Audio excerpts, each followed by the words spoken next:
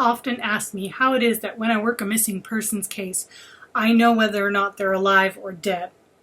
Well, for that I have to go into some mediumship work. And oftentimes how they tell me is they tell me by a particular way or manner of speaking or showing me something that is pertinent to that individual.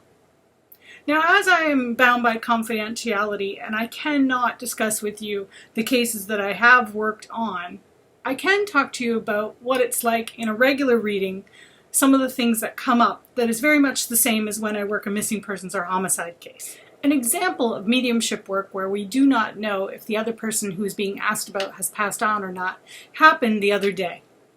A longtime client of mine whose son had disappeared on the other side of the world from me, she was wondering for the longest time what has happened to her son. And throughout the years, I have been able to connect to her son in a very present tense way to know that yes, it feels like for all intents and purposes, he is absolutely still alive. Well, that changed the other day when I did a reading for her. She presented a photo of her son, and I read his photo, and I found myself using past tense. So oftentimes, Spirit knows even when I don't know. So I was using words like was or has, that kind of thing. And when I began to notice my verbiage, when I began to notice how I was phrasing some of the things that she was asking about, I realized that there was a very good chance that he had passed on. Now, because I don't always know where I am in people's timelines, I can land it while they're still alive. And then when I hit the actual point where they've passed on, that is when my verbiage and things change. The fact that I found myself using was and has been and that kind of thing made me pause. And so then I switched over to what I call the other gear. And when I did that, what was presented to me was a very stark image of a tattoo. And so I asked the lovely mom, I said, is it you or your son who specifically, and this is the thing, they will often show me a very specific, odd, anomaly type thing that there's no way I would know. I said, does your son or you have a tattoo specifically located between your elbow and your wrist on this one arm? And she said, yes. And I said, okay, yes. Which one of you?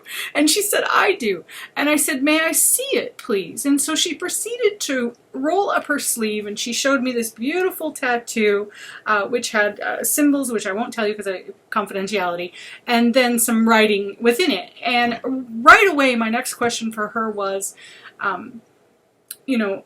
is that the tattoo that you got in memorandum of your son? Now notice I use the word memorandum, which again is another clue from Spirit letting me know that there's a very, very good chance that he has passed, right?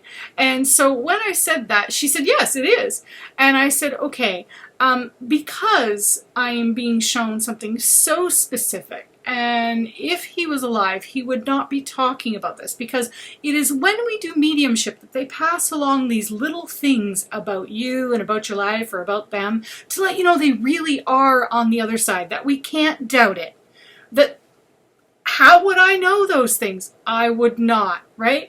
So I had to then say to her, and it broke my heart to say, look, in all of my years of doing mediumship work, I do have a particular way or path of speaking that comes from Spirit. And because this gentleman has shown me, your son has shown me specifically about a tattoo located between the elbow and the wrist, and that you do have it, and it's his tattoo, it's the tattoo you got for him specifically, I would have to say that I'm sorry, but I believe that he has passed on. Now that was a terrible position for me to have to be in, that this is the person who's delivering this to her. And I cannot tell you how much of my heart was there in the reading with this lovely lady.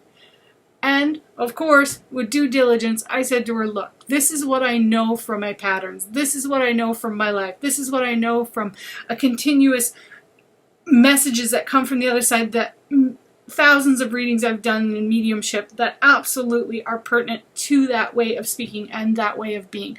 But please, find someone else to ask them. ask another medium, see if they have the same impression, because I did not want to be responsible for telling her son had passed on. That is not what I want to do, but that is sometimes the position that I am put in, and I take that to heart. And that is a heavy weight and a heavy responsibility. And a lot of people see mediumship as this great big fun kind of, hey, let's go chase ghosts. But this is sacred work. And these are sacred things to be doing. And I have a responsibility. And I believe I lived up to that responsibility that day. But I have to tell you that as miraculous as that is, because Spirit continuously reminds me how amazing this work is, it also can be heartbreaking and beautiful at the same time.